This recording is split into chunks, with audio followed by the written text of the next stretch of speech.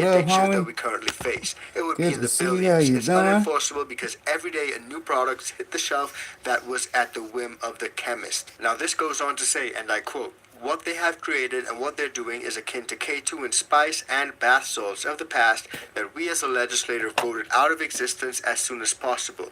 The effect of what this drug is doing to the people that are involved in it, contrary to what you hear, is devastating. It's generational and it's creating psychosis. It's creating paranoia." Now this is something that we touched on multiple times in the past. Texas is taking steps to ban everything, every single thing. Whereas according to multiple polls, the voters down in Texas are overwhelmingly in support of legalization. So we're in a situation where the lawmakers are trying to do one thing, but the people actually want something else. Now there was a news report reporting on Senate Bill 3, so let's have a look at this bill and what this news report says about it. Crackdown on THC products. Rochelle Turner is live in our newsroom with what this could mean for you at home. Good morning, Rochelle. Good morning, Amy. If this bill becomes law, those popular THC products like gummies, vapes, and hemp flowers would be banned.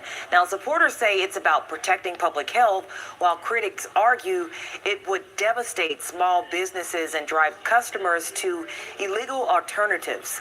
Now, the Texas Senate just gave the green light to Senate bill yesterday. Now, it's a measure that would outlaw all THC products, even those currently allowed under state law.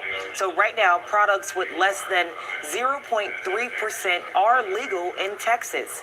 Senator Charles Perry, who's leading the charge, says the hemp industry is taking advantage of a legal loophole and making products too accessible to minors. Now, just a quick reminder, guys, if you're getting value from this video, please do like, share, and subscribe to the channel. And if you want to support us further, join the ICANN VIP Bean Club or buy us a cup of coffee. Now, these are competing views that we've heard about for a long time. On one hand, you have people who want to regulate it and actually tax it so that the market can thrive. On the other hand, you have people who want to ban everything outright. They cite the kids as the reason for doing so. But let's have a look at what some of these lawmakers say and those reasons as to why they want to make this move. You hear a lot about this stuff's going to kids. 29, 22, 29, 22, 22, 18, 20, 21. This is changing people's life in short order because it's been marketed as something that is safe and legal, and it's anything but.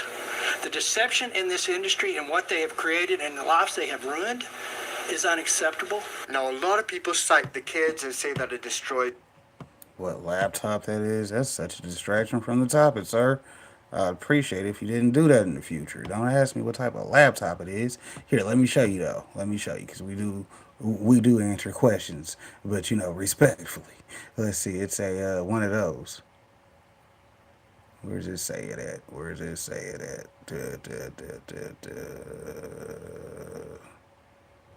It's like a Lenovo or something goofy like that. I don't know. My sister's nephew used to have it. And then I got it about 3-4 years ago from him. So I've been using it ever since. But anyways, back to the topic. Asking about, goddamn, what type of laptop is that?